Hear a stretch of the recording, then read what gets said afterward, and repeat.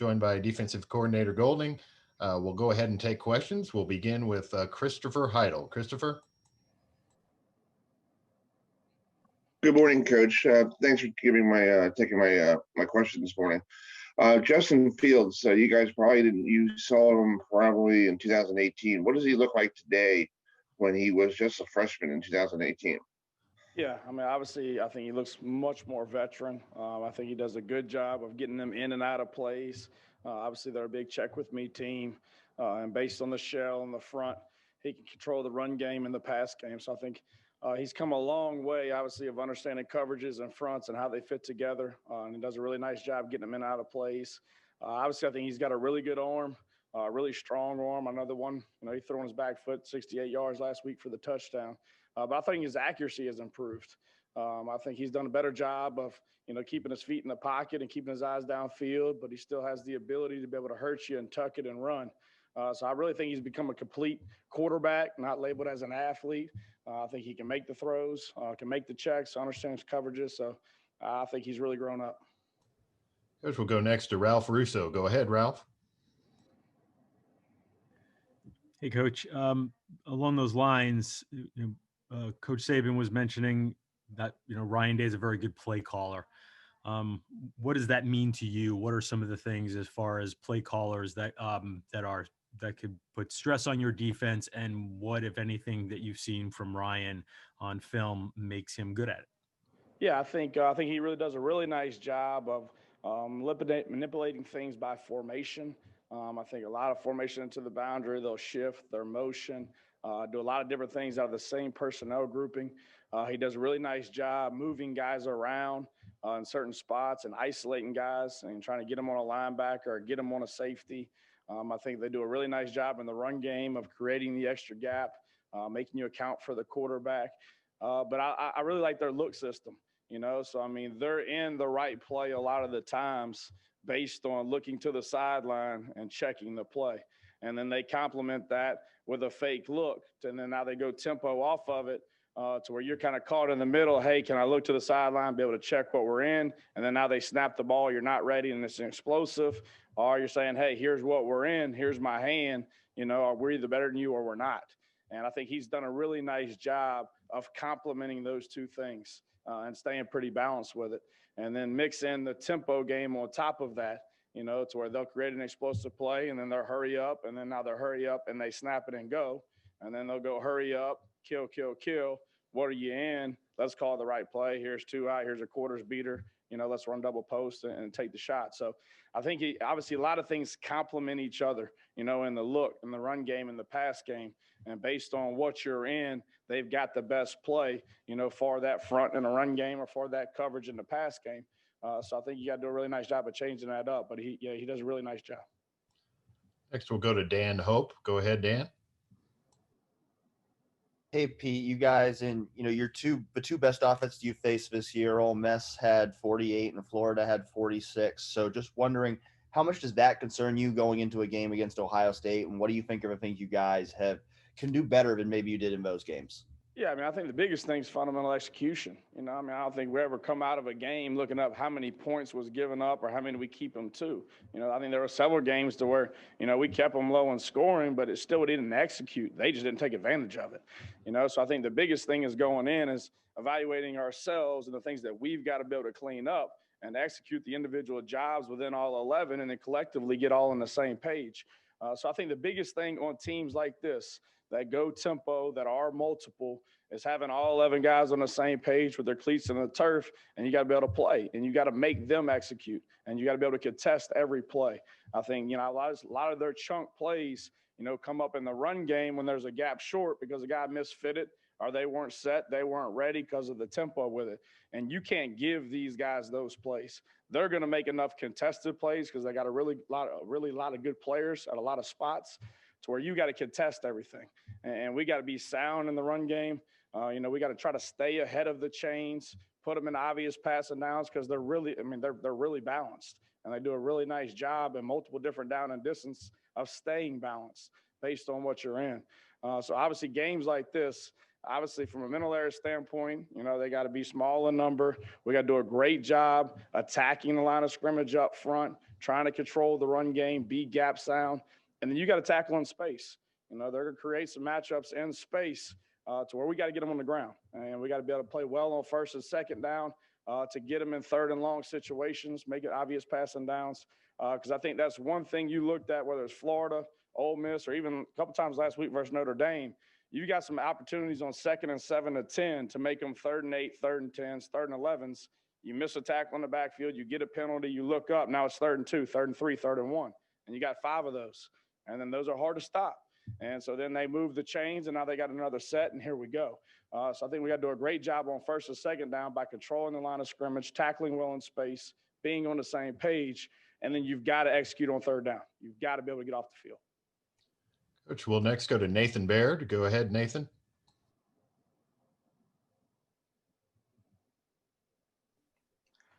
Pete, sorry about that. Good. Ohio State used its tight ends in the passing game a lot early this season, and then for about 2 months didn't throw to them really at all. And then obviously last week they were a big red zone threat. So I guess just as the guy who's trying to scheme against that, how do you approach that going into a game where a team has kind of shown a strength there, but also has kind of ignored it at times? Well, I also think it kind of goes back into, we're talking about him as a play caller, or what are they giving him?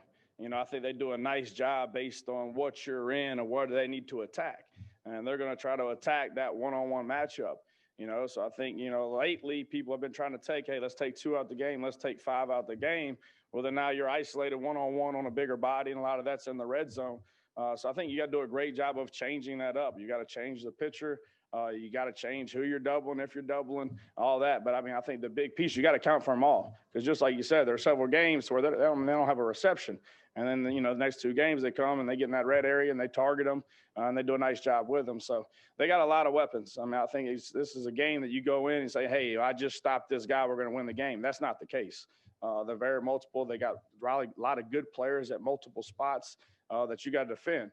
So you got to do a lot of different pitchers, show them different things, and play different coverage variables to be able to take away certain things at certain times. Coach, we'll next go to Stephen Means. Stephen, go ahead with your question. Hey, Coach, when you're preparing for Trey Sermon, it's almost been night and day versus what he's been the last month versus what he was for basically the entire season. So I don't know how far back in the film you guys go, but are you at all perplexed on what Trey Sermon might show up on Monday? I think we'll get his best. We normally get everybody's best, and I think he's playing at a really high level. I think he runs the ball effectively. He runs behind his pads. I think he's explosive. I think he does a nice job understanding their blocking structure up front, follows blockers and has patience when he needs to. But he's one of those guys where you give him the seam, he can take it. I think he's got breakaway speed. And then he still has the ability to catch something out of the backfield. So I think he's playing at a really high level. I think we'll get his best on Monday. Obviously, I think they're going to give it to him a fair amount. And we got to do a great job of running our feet on contact and peppering the ball carrier and getting 11 guys to the ball. Because he's a really good player, and they got a good front to block for him. Next question comes from John Zener. Go ahead, John. Yeah, Pete. Dylan Moses obviously kind of opened up on social media about some of the things he's gone through this season. Could you tell, did y'all have some talks early in the season that he was going through some adversity, and how much has he progressed on the field as the season's gone on? Yeah, obviously, I think we all have gone through some adversity this year, But no, I think like any young player coming in and going through this year and having, some things from his family standpoint, like a lot of us had this year, with some deaths on the family, stuff like that it was hard, and I think he fought through it. When he was in this building every day, he locked in, had the ability to focus. I think that shows his maturity and him growing up and him being a senior this year and coming back for that 4th year. So it never became a distraction to where you were ever like on the field or what's wrong with Dylan. It wasn't that by any means. I think that was kind of him just letting everybody else know, hey, some of the best players in the country go through the same things that everyday people do. And you got to be able to fight through it and push through it. And, at the end of it, you're going to be appreciative that you did that. And I think it was more of that line of him trying to kind of use that as a lesson for our young guys than it was really him saying, hey, I can't handle this or anything like that. So yeah, obviously we've had several talks. He's a great kid, and I'm proud of the way he's fought through it this year and battling injuries and everything else. So he's done a really nice job of that. And I think that's the one thing, obviously, I've been most impressed with is when he's here, he's in the building, he's on the field, he's locked in. All right, let's bring people with you. Obviously, we got to practice well to play well.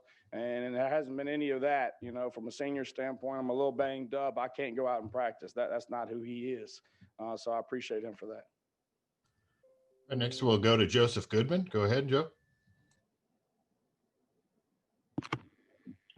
Pete, what's the big takeaway? What was the big takeaway from the Ole Miss game, and what from that game still applies for this game coming up?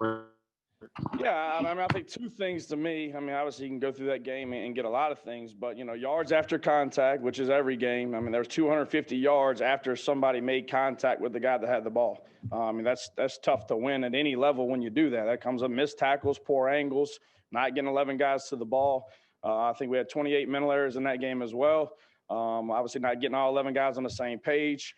Some of that you look back on, all right, from a call perspective, were there too many options based on a formation or something like that, to where when tempo gets involved, that they're not on the same page and we're not contesting plays. But I think the biggest thing is locking in and being able to focus and dominate my box and do my job. I think there's certain games where people start scoring and you're not having success, that certain guys try to press and they try to start making plays that aren't theirs. And then they fast flow over the top and they got the backside A gap, and now it cuts back and now it's an explosive run. And it's not that they didn't know they had it. It was just that they're pressing and trying to make a play for the team, but in turn, it ends up hurting the team. So I think our guys have matured in that, saying, hey, do my job. My plays are going to come. When they come, I need to make them. And then going back on those things that we didn't do well, showing them on tape, all right, now why and how can we correct it? And then putting them in that environment in a practice situation, whether it's a drill, what have you, all right, to be able to correct that, and they know and get that muscle memory from it, so we can prevent it from happening again. So I think all those are good teaching moments for young players. But the bottom line in this game, you've got to be able to tackle well in space, and you got to stay ahead of the chains. That's what the offense is trying to do. You got to get them in obvious passing downs. But then when you do that, you've got to be able to execute and get off the field.